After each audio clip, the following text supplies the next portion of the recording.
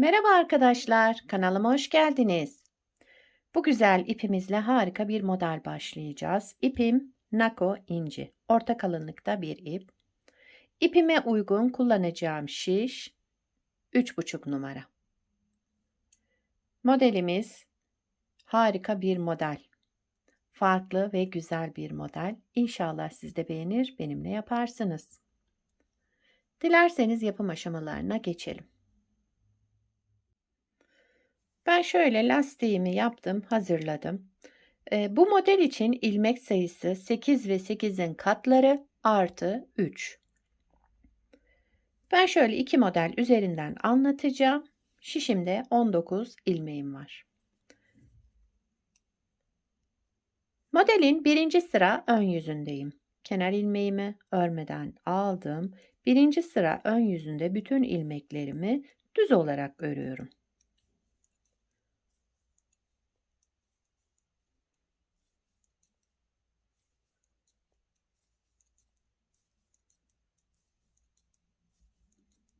Sıra sonuna kadar ilmeklerimi düz olarak ördüm. Kenar ilmeğimi de ördüm. İkinci sıra arka yüzüne geçtim. Kenar ilmeğimi örmeden aldım. Bütün ilmeklerimi ters örüyorum.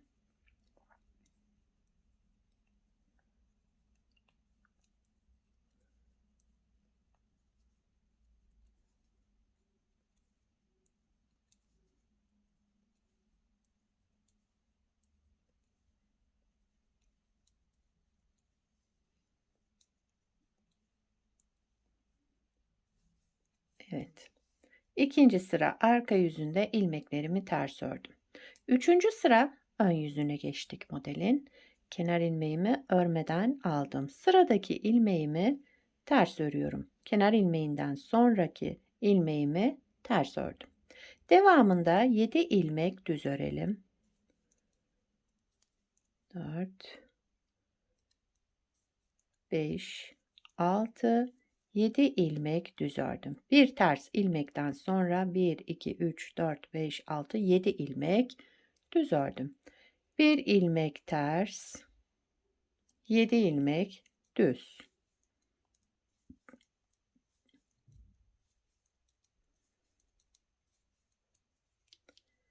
Tersten sonra 1, 2, 3, 4, 5, 6, 7 ilmek düz ördüm. Kenarda bir ters ilmek, bir de kenar ilmeğimi ördüm. Üçüncü sıra ön yüzünde bu şekilde ayarladım ilmeklerimi. Dördüncü sıra arka yüzüne geçtik. Kenar ilmeğimi örmeden aldım. Sıradaki ilmeğim düz. Bunu ters örüyorum bakın. Bir ters ilmek ördüm. Sıradaki ilmeğimi düz ördüm.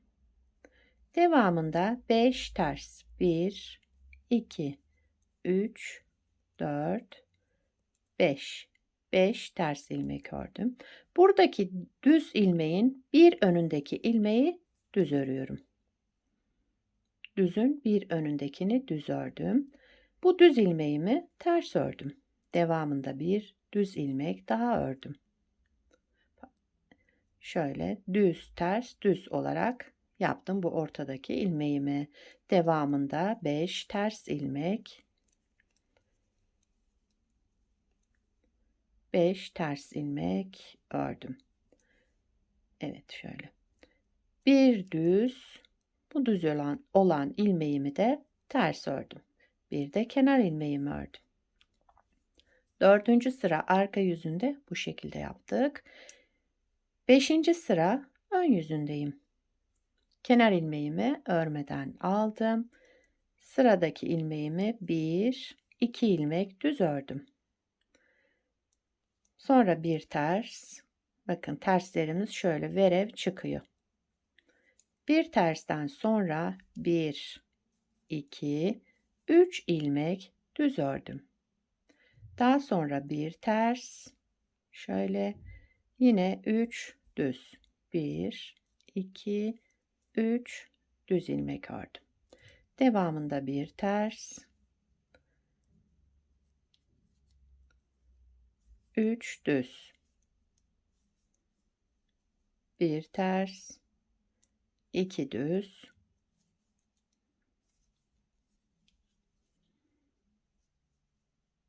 Şöyle bir görüntümüz oldu. 6. sıra arka yüzündeyim. Kenar ilmeğimi örmeden aldım. Sıradaki 1, 2, 3 ilmek, bu düzü de ters ördüm. 3 ters ilmek ördüm. 1 düz ilmek ördüm.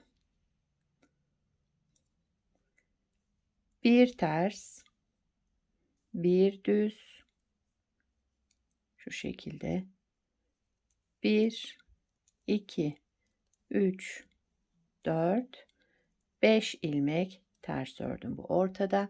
Daha sonra 1 düz, 1 ters, 1 düz.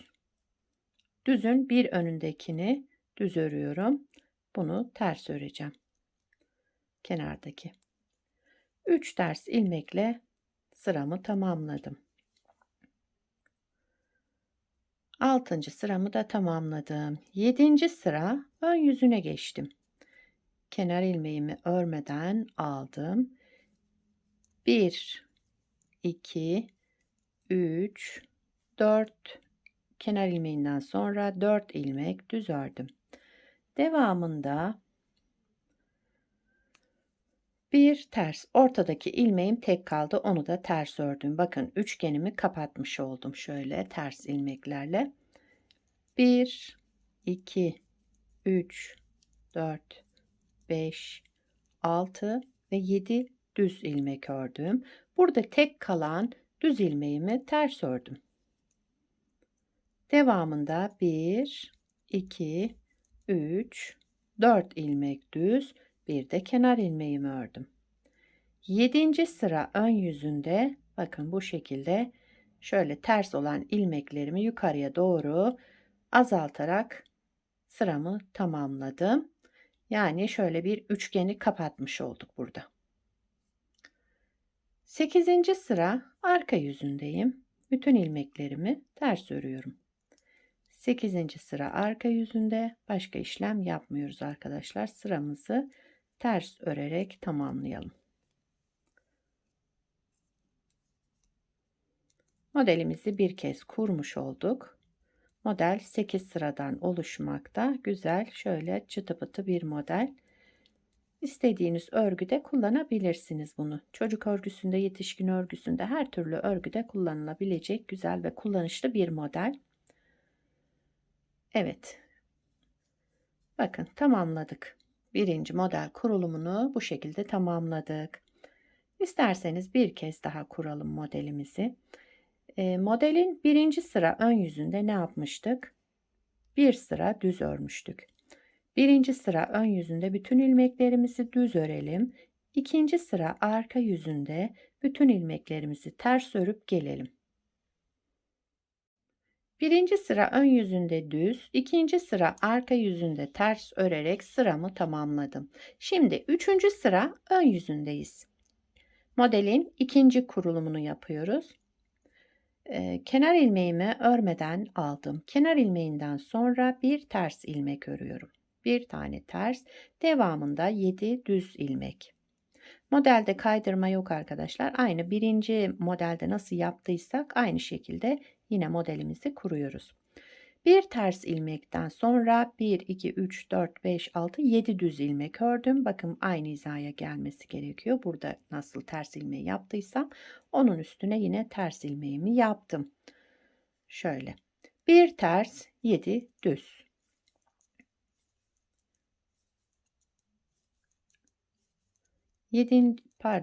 Üçüncü sıra ön yüzündeyiz. 7 ilmek düzden sonra bir ters ilmek ördüm, bir de kenar ilmeğimi ördüm. Üçüncü sıramı tamamladım. Dördüncü sıra arka yüzündeyiz. Şimdi ters ilmeğimi kaydıracağım. Kenar ilmeğimi örmeden aldım. Sıradaki düz ilmeğimi ters ördüm. Devamındaki ilmeğimi düz. Arada 5 ters. 1, 2, 3, 4, 5 ilmek ters ördüm. Düz ilmeğin önündeki ters ilmeği de önce düz ördüm. Bunu düz olan ilmeğimi ters ördüm. Devamında bir düz daha ördüm. Kalan 5 ilmeğimi de ters ördüm. 5 Buradaki düzün bir önündekini düz ördüm. Düz olan ilmeğimi ters ördüm. Kenar ilmeğimi de ördüm. 4. sıra arka yüzünde bu şekilde. 5. sıra ön yüzündeyim. Kenar ilmeğimi örmeden aldım. 1, 2 düz ilmek ördüm. Devamındakini ters ördüm. 1, 2, 3 ilmek düz ördüm. 1 ters. Tersi bakın sola doğru burada kaydırıyorum. Burada da sola doğru burada kaydırıyorum. Sağa doğru da burada ters ilmeklerimi. Üçgeni kapatacağım yine. Ortada 1, 2, 3 ilmek düz ördüm. Devamındaki ilmeğimi ters ördüm. 1, 2, 3 ilmek düz, 1 ters, kenarda 2 düz, bir de kenar ilmeğimi ördüm. 5. sıra ön yüzünde bu şekilde. 6. sıra arka yüzündeyim. Kenar ilmeğimi örmeden aldım. 1, 2, şimdi 3 ilmek ters ördüm. Devamındaki ilmeğimi düz ördüm. 3 tersten sonra bir düz. Burada bir ters, bir düz, 1, 2, 3, 4, 5 ilmek ters ördüm. Bu düzden sonraki ilmeğimi ters örüyorum. Bakın düzler şöyle üçgen oluşturdu. Burada bir ters, bir düz. Buradan sonrasını da yine ters örüyorum. 1, 2, 3. Kenar ilmeğimi de ördüm. 7. sıra ön yüzüne geçtim modelin. Şimdi üçgenimizi kapatıyoruz. Tepedeki son ters ilmeğimizi yapacağız. Kenar ilmeğimi örmeden aldım. Devamında 1, 2, 3 ve 4 düz ilmek ördüm. Bir ters ilmek, 1, 2, 3, 4, 5, 6, 7 ilmek düz. Şöyle son kalan düz ilmeğimi ters örüyorum. Bir ters ilmek ördüm. Geride kalan 4 ilmeğimi de düz ördüm. Bir de kenar ilmeğimi ördüm. Üçgenimizi kapattık bakın. Birer tane ters ilmeği yaparak yani burada sola doğru kaydırdım. Ters ilmeğimi burada sağa doğru kaydırdım. Şöyle dilimimizi tamamlamış olduk. 8. sıra arka yüzünde de bütün ilmeklerimizi ters örelim. Kenar ilmeğimi örmeden aldım. Bütün ilmeklerimi ters örüyorum. Modeli 2 kez kurmuş olduk arkadaşlar. Dediğim gibi modelde kaydırma yok. Hepsi aynı şekilde devam ediyor. Modelimiz 8 sıradan oluşmakta. İlmek sayımız da 8 ve 8'in katları. Sonuna 3 ilmek ekleyeceğiz.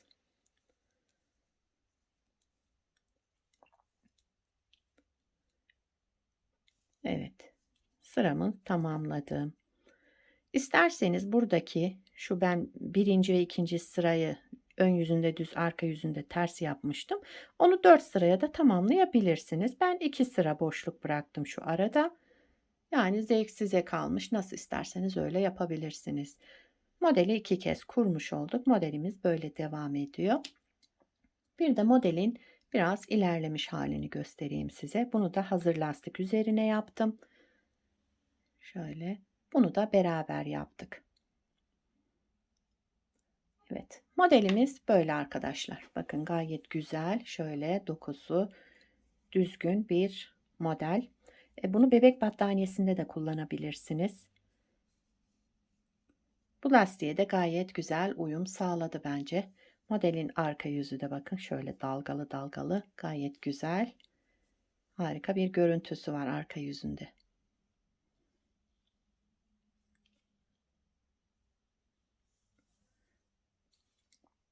Bu modeli yetişkin örgülerinde kullanabilirsiniz, çocuk örgülerinde, yelek yapabilirsiniz, hırka yapabilirsiniz, süveter yapımında, bebek battaniyesi, dekoratif yastık yapımında da kullanabilirsiniz. Şöyle dalgalı dalgalı bir görüntüsü olan yastıklarınız olur.